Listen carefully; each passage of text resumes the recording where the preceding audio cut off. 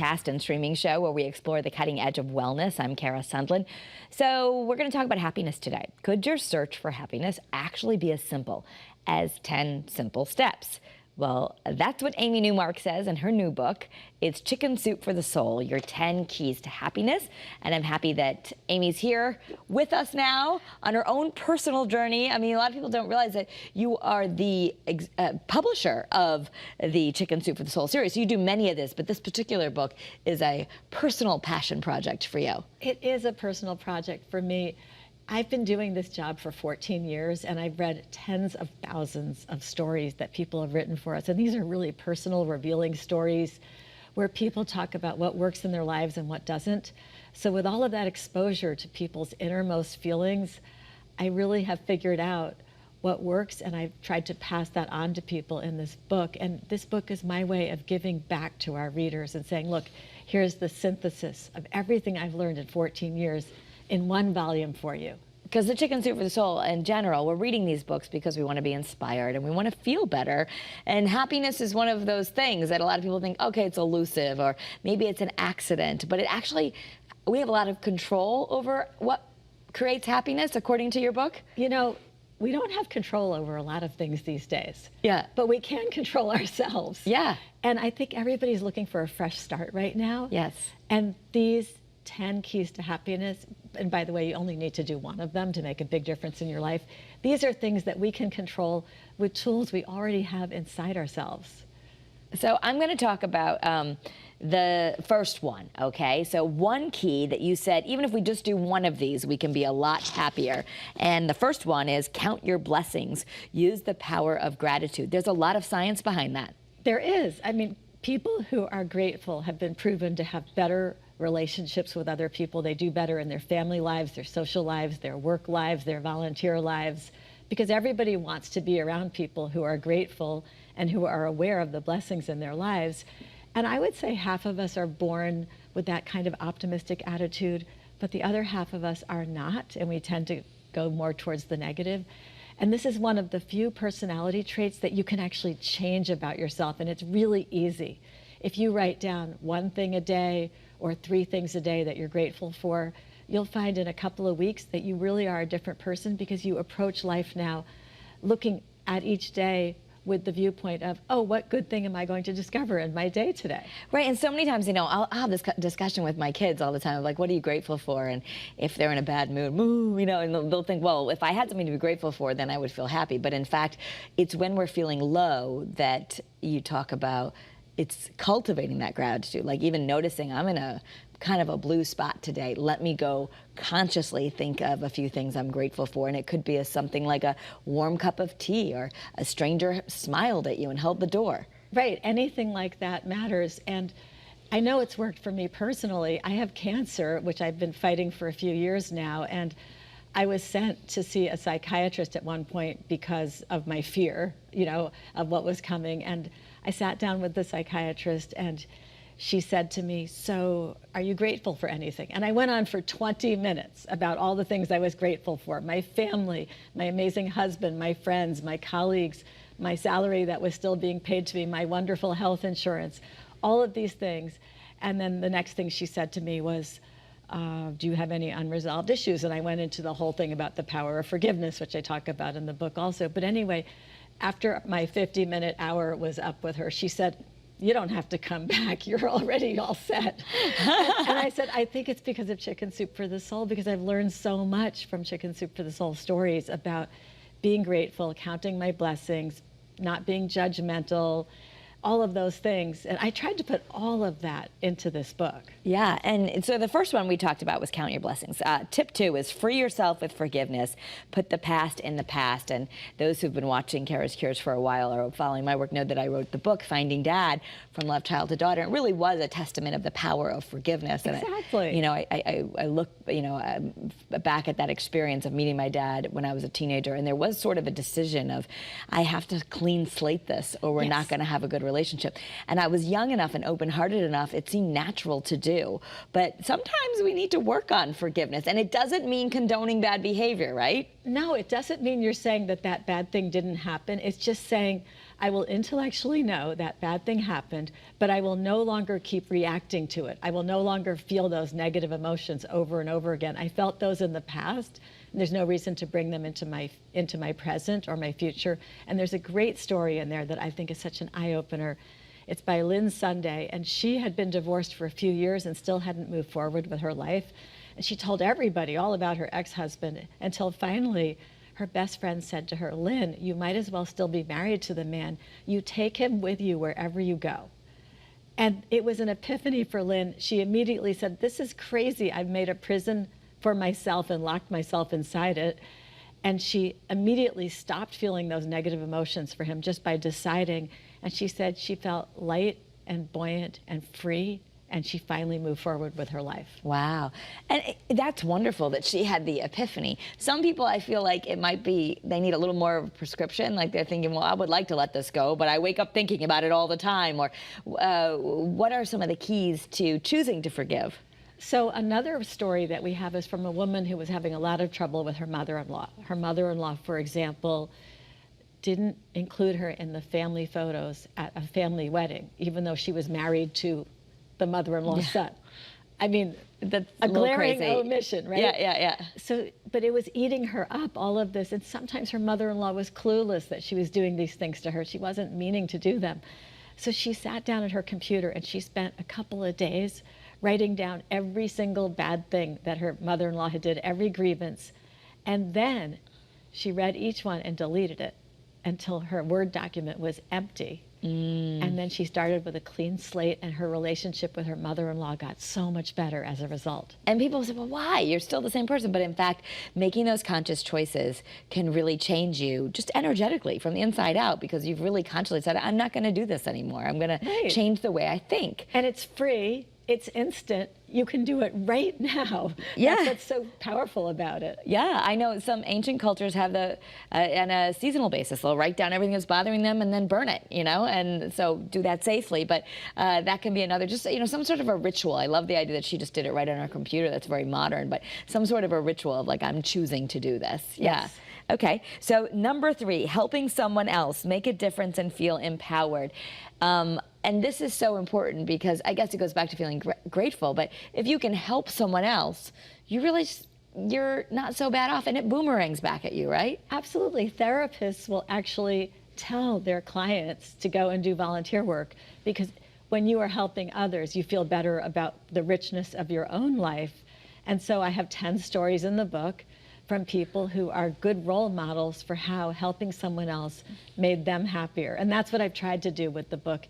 Each one of these keys to happiness has 10 stories that show real people doing these things, so that you will have role models to follow and you see how easy it is to do it yourself. Okay, and then you want to also have less stuff. This Yes. is a big one. I can't stand clutter. It gets me all upset. Yet, I naturally have a family. There's too much stuff sometimes, but just getting rid of extra stuff, you can feel a weight lifted. It feels so great. In fact, I just was at the Starbucks near the station, and they were doing a collection of prom clothing. Oh.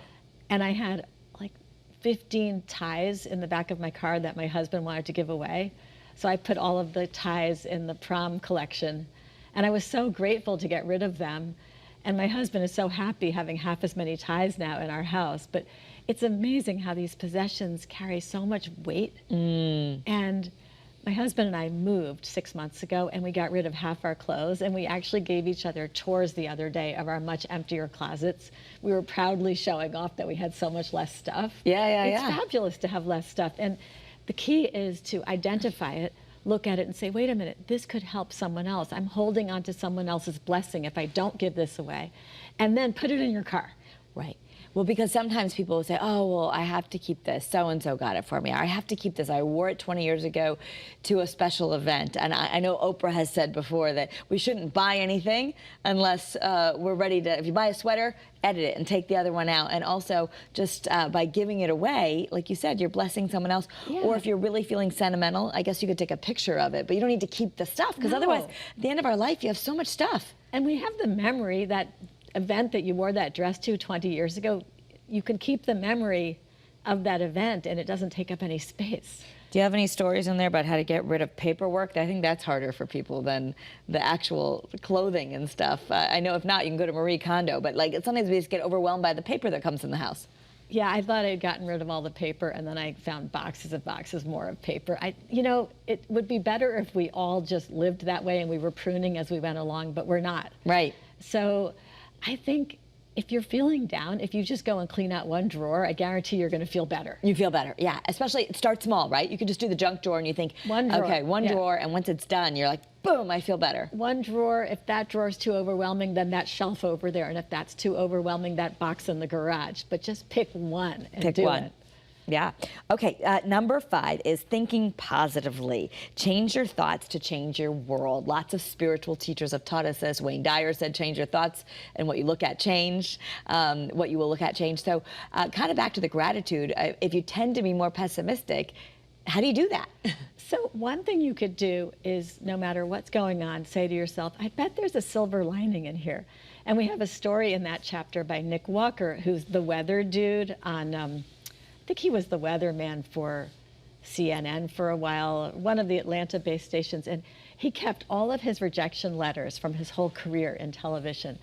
And he then sat down and went through all the rejection letters and realized that every time a door closed, another door opened, and it was even better than the one that had closed, and it led to him being a national weatherman. And then we have another story in there by a woman, Farida Wolf, who was having a really bad day, and she was stomping through the parking lot by the post office, and then she saw this woman stomping towards her, and she thought, is that what I look like?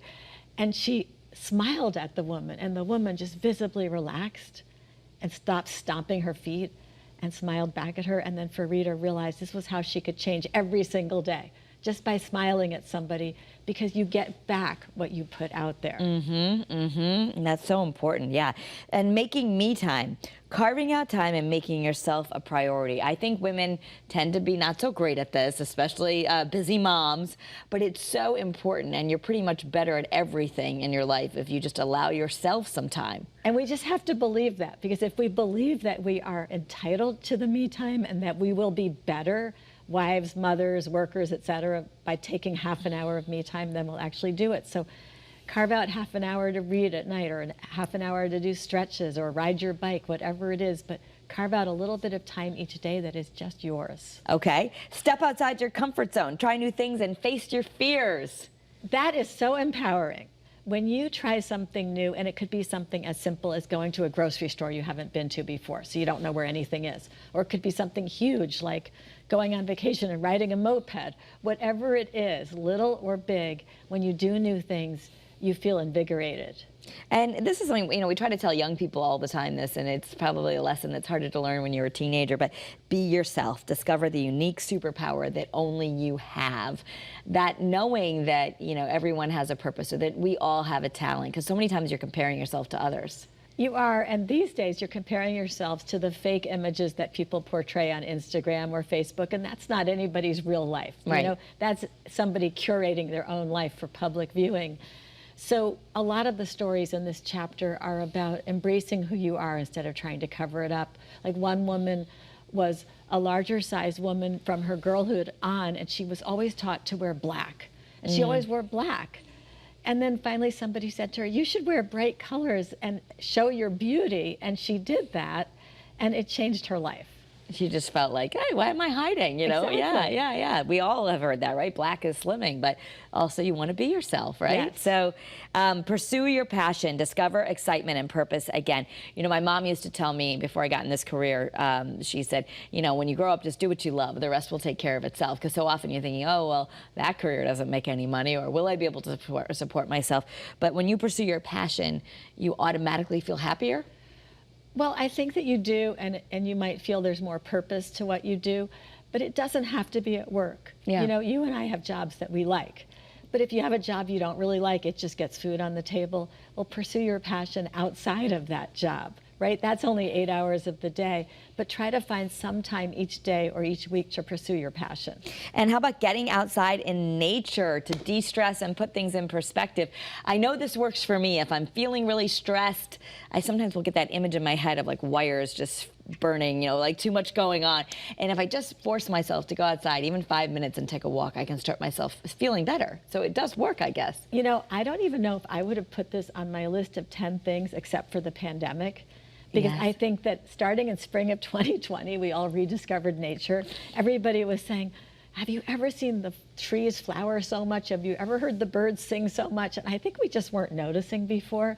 But I know for me, with all the ups and downs of my life and various challenges, when I go outside in nature, I feel like just one little tiny living creature among millions of living creatures, and it puts my life in perspective. And also, it's just so energizing to be out there and moving your body freely. And you could go out and do something, you know, like a 5-mile run, which I would not do, or you could just go out and take a walk, or you could just sit on your deck, you know, and enjoy nature. There's been science that has said that just being exposed to trees makes you healthier and happier. Just being exposed to them. Yeah. Yeah, I can believe that. And I think, you know, we've interviewed a lot of mental health professionals. They say one of the important things is to get outside, just as you said, like just getting, well, you're getting the sunshine, the vitamin D, or just like you said, shifting your perspective. We really can shift our perspectives pretty quickly if we are aware of how low we're feeling. Absolutely. So that's part of it, is that you decided to go on this journey. And what I love about this, Amy, is that it's a little bit different from the other Chicken Soup for the Souls, is you kind of give us a little introduction to each chapter, and you're sort of our guide, because all of these things you've realized have worked. You've used your Wall Street analyst brain to say these are the 10 most important things to really move some happiness into our life. Yeah, this is my gift back to our readers. It's 14 years of experience that I've distilled into one volume. And I meet you at the beginning of each chapter to give you a little guided tour of what you're going to read in each chapter. I really do feel like it was time for me to give back, and that's what this book is. Yeah, 101 true stories show you how to find joy, peace, and happiness in your own life. The Chicken Soup for the Soul books are everywhere, right? People can get them wherever books are sold. Walmart, your local bookstore, Barnes & Noble, Amazon, wherever. Okay, and what's great is, you know, none of us have a lot of time, so it's nice to just have these little short stories. You could just read one a day, maybe share them with your kids, because we can all just take some wisdom in little quick nuggets. There's a lot of wisdom in there for kids, by the way. Oh, good, yeah. It will be really valuable to moms who are looking for short lessons they can share with their kids. Little short lessons you can maybe read the night before, or as they're falling asleep, or talk about at the dinner table. So, Amy, thank you, and you know, we wish you good luck. I know that this has been a tough 3 years, and I know you're still battling your cancer, but I love that you put this out here, because this has been really useful for you to keep a positive perspective, and you're sharing it with others. Well, thank you so much. Yeah, thank you for being with us. You can get it anywhere. Start your happiness now. Your 10 Keys for Happiness by Chicken Soup for the Soul. And for those of us who are local, it's good for you to know that it's produced and published right here in Connecticut. So it's a local company. Thanks for being here for CURES. If you want to find more content that can be on the cutting edge of wellness, we encourage you to go back on WFSB Plus, watch other episodes. You can also listen on the CURES podcast. And follow me on social media. I like to share this content there. It's at Cara Sundlin. Have a great day and be well.